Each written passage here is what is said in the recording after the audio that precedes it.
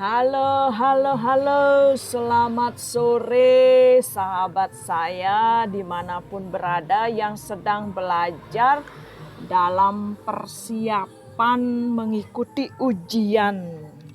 Ya, utamanya ujian PPG dan P3K berkaitan dengan materi pedagogi. Ya, sambil kita lihat-lihat ya foto idola kita ya. Ini ada Amelia ya, yang sama dengan Nike Ardila. Mengapa bisa dikatakan sama? Karena nama lengkap anak ini ya namanya Siti Aisyah Mardia Amelia. Saya singkat sama Nike Ardila gitu ya. Baik, semoga dengan melihat foto-foto anak ini ya kita terus bersemangat belajar. Pada hari ini kita akan belajar teori kognitif. Yang mana teori belajar kognitif ini bertujuan untuk memecahkan masalah. Jadi masalah-masalah yang ada di dunia ini seperti kebimbangan Amelia ini ya, itu sudah dipecahkan oleh para ahli belajar gitu ya, bagaimana mengatasi permasalahan. Ada yang pertama itu ada Jean Piaget. Ini adalah ilmuwan yang memberikan teori belajar, diantaranya dalam belajar kognitif itu ada asimilasi, akomodasi, dan ekuilibrasi. Apa itu asimilasi? Pengintegrasian informasi baru ke struktur kognitif yang sudah ada. Sama halnya kalau saya sudah tahu tentang Nike Ardila, kemudian mengintegrasikan pengetahuan-pengetahuan baru tentang Amelia ini ya, maka saya sudah melakukan asimilasi, jadi secara kognitif. Selanjutnya akomodasi, yaitu penyesuaian struktur kognitif ke situasi yang baru. Informasi-informasi yang sudah ada itu tentunya tidak bisa langsung diterima oleh otak kita ya, oleh nalar kita, oleh kegiatan bernalar di dalam otak kita ya. Karena sebelumnya sudah ada situasi. Itu misalnya kita mengetahui bahwa Nike Ardila itu sudah meninggal dunia atau almarhum. Tuh, kemudian keberadaan Amelia ini tentu akan perlu penyesuaian dalam ingatan kita ya. Walaupun dikatakan sama, mirip seperti itu, kita perlu juga melakukan penyesuaian struktur kognitif dalam situasi baru. Kita harus memahami memang beginilah situasinya sekarang. Ada sosok Amelia yang mirip dengan Nike Ardila itu ya, akomodasi. Selanjutnya ekuilibrasi, yakni penyesuaian kesinambungan antara asimilasi dan akomodasi. Jadi kesinambungan ini artinya terus menerus ya melakukan penyesuaian walaupun nanti Amelia ini tidak jadi pemain film ya di seri Nike Ardila, ya kita harus bisa menyesuaikan ya. Syukur-syukur ya saya sebagai fans berat Nike Ardila, syukur-syukur nanti yang memerankan seri Nike Ardila itu sosoknya adalah yang betul-betul mirip gitu ya. Atau menurut media massa itu ada 99%, ada 90%, ada 80% mengatakan bahwa Siti Aisyah Mardia Amelia ini sama dengan Nike Ardila. Tetap harapan saya adalah Amelia ini menjadi peran utama yang menjadi Nike Ardila. Namun saya harap tidak ada kejadian ya, tidak sampai nanti ada Nika Ardila yang tabrakan ya, saya sangat sedih. Tentunya saya tidak akan bisa menerima cerita itu, karena cerita itu begitu menyedihkan dan membuat pikiran saya tidak menerima, tidak bisa menyesuaikan diri, tidak bisa melakukan akomodasi dalam situasi yang baru. Tidak bisa menerima bahwa Nika Ardila itu mati begitu muda ya, di usianya yang ke-19 tahun.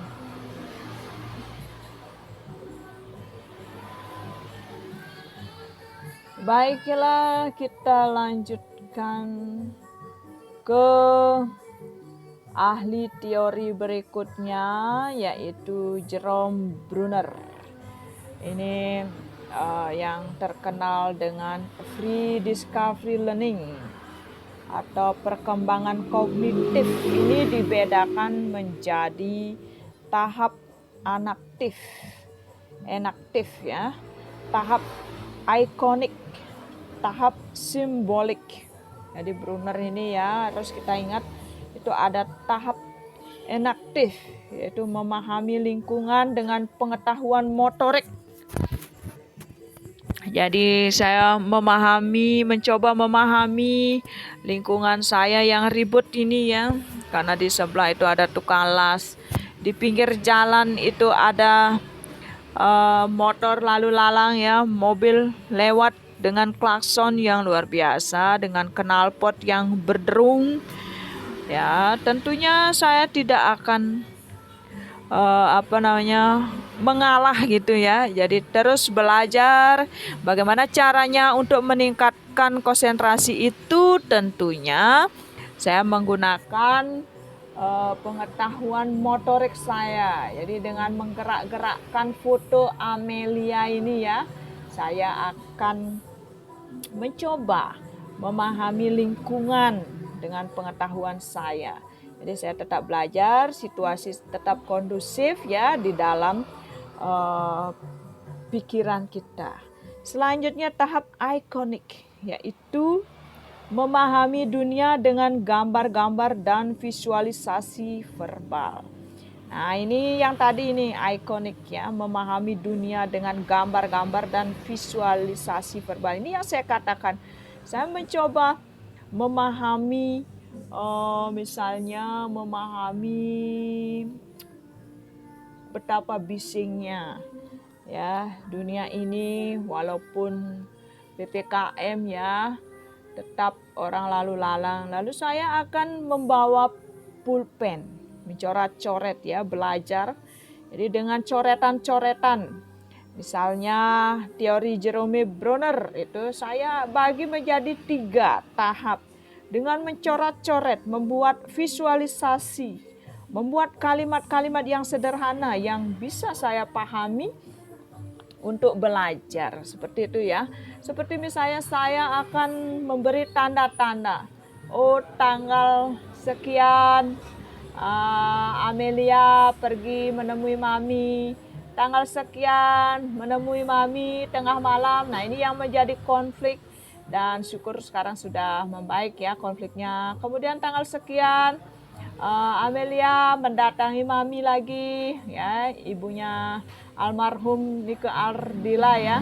Itu ditemui lagi dengan rasa rindu tentunya ya, walaupun secara fisik Amelia ini sudah memiliki mama ya, ibu, bunda, tapi secara kejiwaan mungkin perlu visualisasi lagi untuk memahami kasih sayang seorang anak kepada ibunya ya.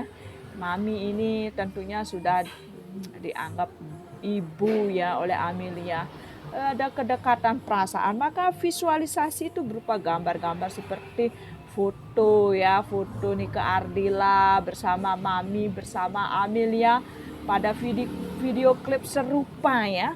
Itu adalah bentuk-bentuk visualisasi ikonik supaya kita bisa memahami dunia. Itu kalau tahap enaktif itu dengan motorik, dengan menggenggam, meraih gitu ya. Itu motorik gerakan-gerakan melompat, itu motorik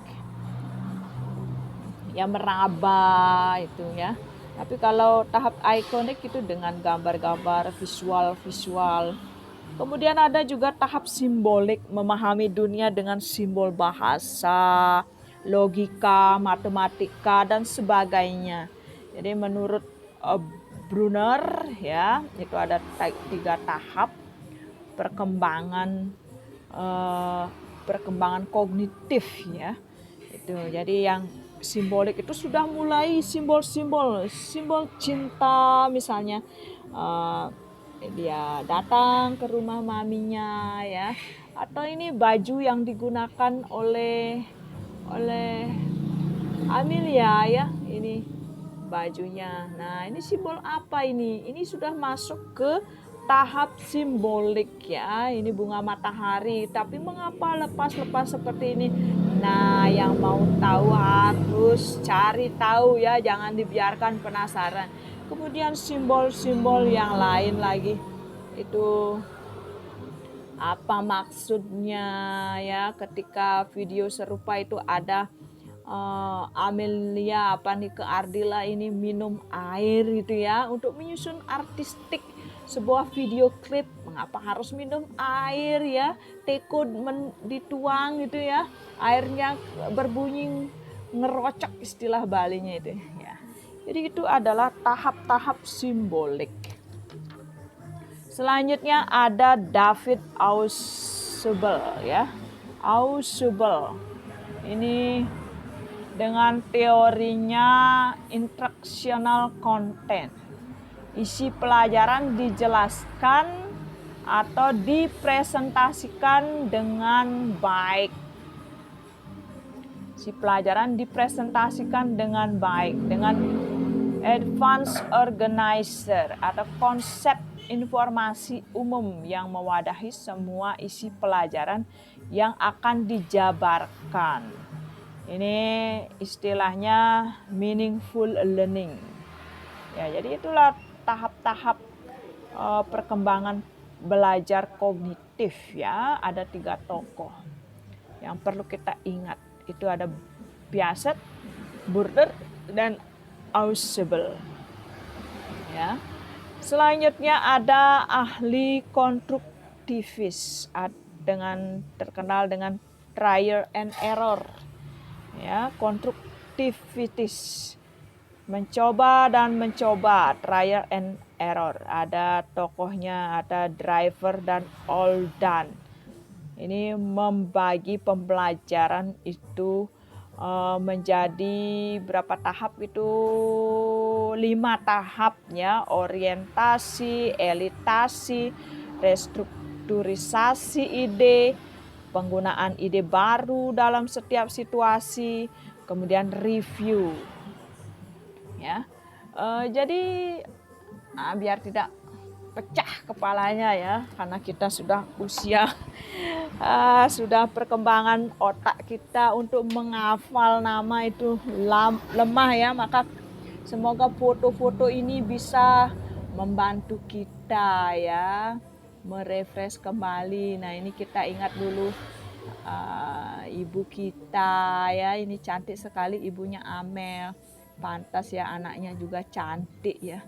Ya, baik, lanjut ya, kita kembali.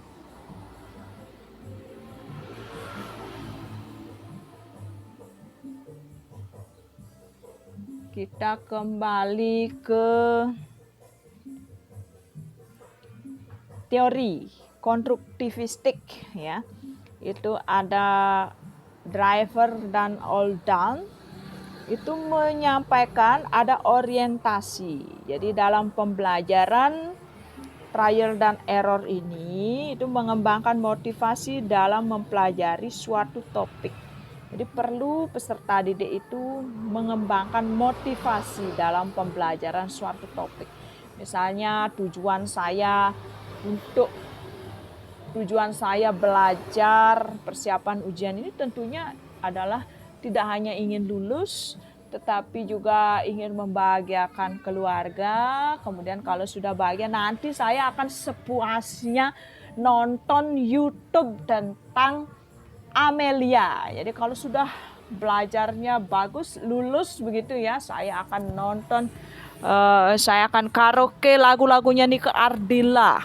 Jadi itu ya, mencoba mengembangkan motivasi dalam mempelajari suatu topik. Mengapa saya perlu belajar gitu ya. Nah, jadi ada alasan-alasan, ada motivasi. Kemudian elitasi, mengungkapkan ide ya. Jadi saya sebagai peserta didik ya, yang akan ujian, saya berusaha mengungkapkan ide. Ide apa? Apa yang harus saya lakukan ketika saya belajar? Saya sering ngantuk, ambil soal-soal ngantuk juga. Saya akan mengungkapkan ide. Nah, ini caranya. Yang pertama itu adalah mencari foto-foto artis idola saya, yakni ini Amelia ini ya, yang baru muncul ini, mirip Nike Ardila, tokoh yang sangat saya kagumi. Maka saya ungkapkan cara belajar ini, disetujui apa tidak oleh suami gitu ya. Ya, jangan nanti saya dikira tidak belajar ya sama suami. Nah, belajar tetap.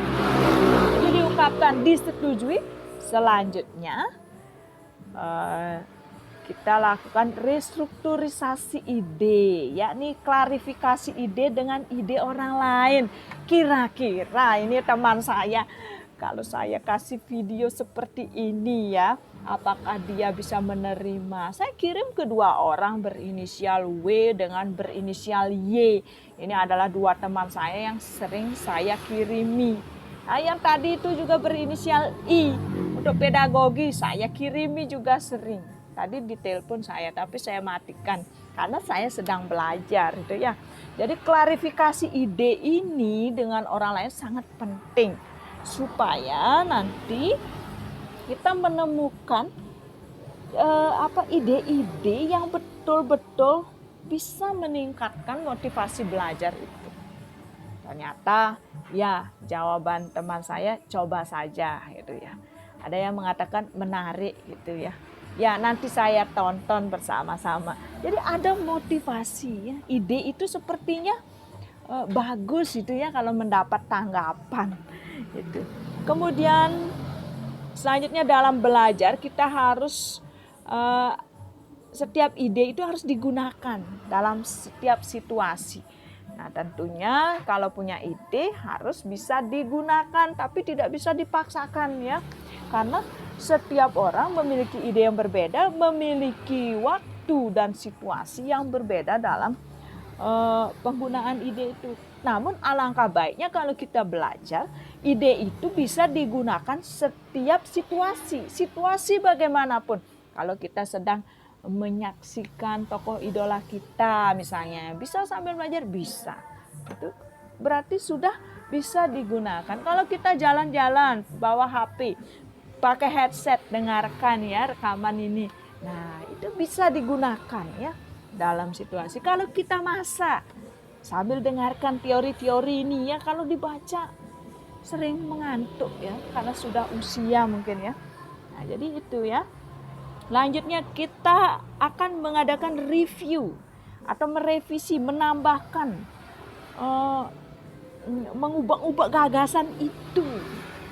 Dalam mengaplikasikan gagasan. Jadi menambahkan, merevisi, mengurangi, nah itu review. Jadi apa kelemahan-kelemahan dari belajar dengan rekaman seperti ini? Misalnya ketika kita sudah sangat lelah, kita dengarkan rekaman kita sendiri, ternyata tetap mengantuk ya. Mungkin karena sudah usia, jadi kita tidak bisa melawan usia, tapi kita bisa berusaha ya.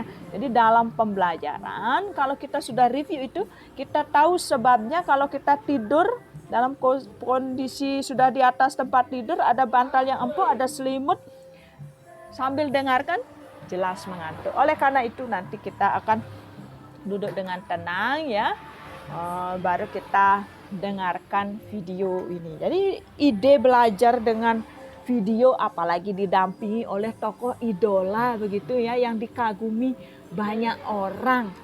Nah tentunya akan sangat meningkatkan gairah belajar kita ya. Selanjutnya ahli konstruktivistik ya. Yang kedua itu ada Lev Vygotsky. Wih, ini susah mengucapkan, ini pasti dari Jerman ya. Lev Vygotsky. Jadi itu beliau mengatakan kognitif individu bersumber melalui kognitif perkembangan otak bersumber melalui interpersonal. Jadi sumbernya itu karena adanya interaksi dengan lingkungan sosial. Jadi, mengapa otak saya merancang saya harus membuat rekaman belajar seperti ini? Karena ada interaksi dengan lingkungan sosial. Lingkungan sosial itu seperti apa? Sedang ngetren Amel Amelia ya. Saya ingin menonton, tapi di satu sisi saya harus belajar. Bagaimana caranya? Nah, berdasarkan interaksi sosial ini, saya kemudian berpikir membuat rekaman seperti ini ya. Selanjutnya interpersonal, interaksi di dalam diri. Diri saya ini di satu sisi ingin belajar. Tapi ternyata kelemahan syaraf otak mungkin sudah mulai muncul. Jadi ada interaksi di dalam diri saya.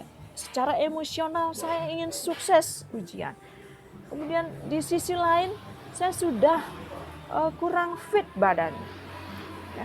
Oleh karena itu muncullah, jadi perkembangan kognitif kita muncul. Apa yang harus saya lakukan supaya tetap bisa menggunakan kognisi kita ya, nalar kita dalam belajar. Nah, itulah teori Lev Vygotsky.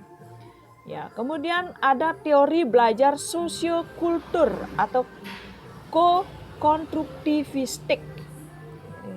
Belajar sosiokultur. Yang mana dalam pembelajaran ini ada 3 hal yang harus diingat. Ada yang namanya zona proximal development, ada ZVD. Semoga soal-soal ini tidak muncul ya, walaupun saya pelajari, semoga tidak muncul karena ini agak susah menghafal ya. Tapi kalau menghafal namanya Amelia gampang ya, Amel itu ya gampang. Namanya Siti Aisyah, siapa ya? Ini saya sudah tua ya, bilangnya ngefans sama Amelia tapi namanya saja lupa ya.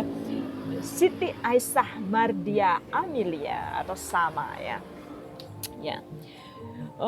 Jadi yang pertama itu adalah zona proximal development. Jadi pada zona ini jarak antara level perkembangan aktual dan level perkembangan potensial. Aktual dan potensial ini menjadi pertimbangan dalam belajar ya. Jarak antara level perkembangan aktual dan level perkembangan potensial. Selanjutnya ada hukum genetik zona perkembangan ya. Tentang zona perkembangan ada genetik juga mempengaruhi teori belajar sosiokultur. Kemudian ada mediasi ya, mediasi tanda-tanda atau lambang-lambang untuk memahami sesuatu di luar pemahamannya. Jadi perlu ada media. Seperti saya belajar secara genetik, mungkin saya terlahir dari ayah yang pintar dengan ibu yang kurang pintar gitu ya. Jadi anaknya jadi sedang-sedang saja ya. Jadi karena level perkembangan yang jauh berbeda ya dari ayah dengan ibu, maka saya memerlukan media untuk memahami sesuatu hal. Medianya apa? Nah ini medianya ya, berupa handphone ya, merekam apa yang saya pelajari. Semoga nanti ingat ya. Selanjutnya, konstruktivisme peserta didik harus aktif dalam pembelajaran berpikir, menyusun konsep dan memberi makna. Jadi ini kita harus bermakna ya, baru bisa berhasil dalam konstruktivisme. Jadi aktif dalam pembelajaran. Tangan harus bergerak ya. Kemudian pikiran bergerak. Nah, itu konstruktivisme. Coba. Seperti itu. Kemudian menyusun konsep dan memberi makna. Jadi apa yang sudah saya pelajari sampai konstruktivisme, mungkin sudah ya bisa kita pahami.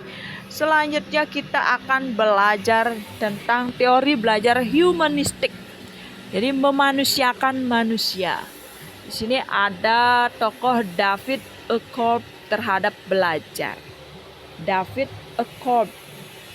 Jadi menurut David Ecorb ya, tahap belajar dibagi menjadi 4, yaitu yang pertama pengalaman konkret, kemudian pengalaman aktif dan reflektif, kemudian konseptualisasi, kemudian eksperimen aktif. Apa itu pengalaman konkret? Jadi pengalaman yang nyata ya, yang dipelajari. Bohong kalau kita bilang belajar membuat rekaman ya, kalau kita tidak pernah menggunakan rekaman itu untuk pengalaman nyata ya. Nah, seperti saat ini saya telah mempelajari cara merekam suara melalui handphone. Jadi saya sekarang terapkan ya. Jadi pengalaman aktif dan reflektif. Pengalaman ini saya refleksi di mana kekurangan saya. Kemarin saya buat video dengan menampilkan wajah. Ternyata gangguannya adalah ada orang lewat itu ya, suami saya lewat, anak saya lewat. Nah, itu jadi kurang bagus. Jadi lebih baik sekarang yang lewat itu adalah foto-foto artis idola. Kan asik ya lihat orang-orang terkenal ya. Nah, ini lihat mirip nih ke Ardila ya. Nah, itu. Jadi konseptualisasi. Kita akan membuat sebuah konsep dari apa yang sudah kita alami secara aktif dan sudah merefleksi. Kemudian baru eksperimen aktif, baru mencoba menerapkannya seperti itu. Kemudian ada pandangan humanistik, pandangan Peter Hani dan Alan Mahfoud ya. Itu ada 4 juga tahap. Peserta didik tipe aktivis. Jadi dalam pembelajaran kita harus mempelajari tipe-tipe peserta didik. Yang pertama tipe aktivis, kemudian yang kedua tipe reflektor, yang ketiga tipe teoritis, dan yang keempat tipe pragmatis. Nah, ini hampir sama dengan Kolb ya. Kalau tadi tipe aktivis. Jadi aktif ya, peserta didik yang aktif. Kemudian ada tipe reflektor. Jadi dia sering merefleksi diri. Kemudian ada yang tipe teori, belajar teori itu pintar luar biasa ya. Kemudian ada yang pragmatis, menggunakan pengalamannya atau pengetahuannya dalam kehidupan sehari-hari. Itu ada ya. Jadi ada 4 hal yang harus dipertimbangkan dalam teori belajar Hani dan Alan Mahfoud. Kemudian ada pandangan jargon Habermas ya. Ini yang pertama, technical learning atau belajar teknis. Kemudian practical learning, belajar praktis. Kemudian emancipatory learning, ya, emansipasi dalam belajar. Kemudian ada belajar konsep. Nah, ini ya. Hampir sama, itu ada hal-hal teknis ya, ada praktik itu ya, ada refleksi, ya, emansipasi, ya istilahnya saja mungkin agak berbeda yang dipilih ya. Selanjutnya pandangan Benjamin Samuel Bloom dan David Caldwell. Nah, ini yang sering kita gunakan sebagai guru ya. Ada tataran kognitif, afektif, dan psikomotor, bahwa manusia belajar melibatkan 3 hal, yakni afektif, kognitif, psikomotor. Afektif itu adalah sikap, kognitif itu adalah pikiran, ya, penalaran, kemudian psikomotor gerakan kita. Sebagai guru misalnya, kita harus mampu membentuk sikap, ya, sikap peserta didik menjadi berkarakter, itu ya. Seperti ibunya Amel ya, mendidik Amelia santun ya dalam berkomunikasi. Jadi fansnya semakin bertambah, afektifnya. Ini pasti didikannya luar biasa ini ya. Sangat humanis ibunya sepertinya. Kemudian kognitif, otaknya diisi. Amelia ini sekolah di sekolah yang hebat itu di Jakarta. Kalau tidak hebat, tidak mungkin bisa diterima begitu ya. Dengan psikomotor. Jadi awalnya dia diejek-ejek, sekarang terbukti dari video klipnya sudah muncul serupa ya, bahwa Amelia bisa juga bernyanyi ya. Itu. Jadi itu teori-teori belajar, ada teori humanistik, ada teori konstruktivistik, kemudian ada teori struktur tadi ya, konstruktivis, kemudian teori kognitif, teori belajar kognitif ya. Itu. Nah, seperti itu cara kita belajar. Semoga kita mampu mengingat apa yang sudah kita pelajari ya. Salam sehat untuk kita semua sahabatku. Mari kita terus bersemangat berusaha mencapai karir menjadi guru profesional. Salam, terima kasih Amel telah menemani Ibu belajar ya sore ini. Begitu juga teman-teman Ibu ya.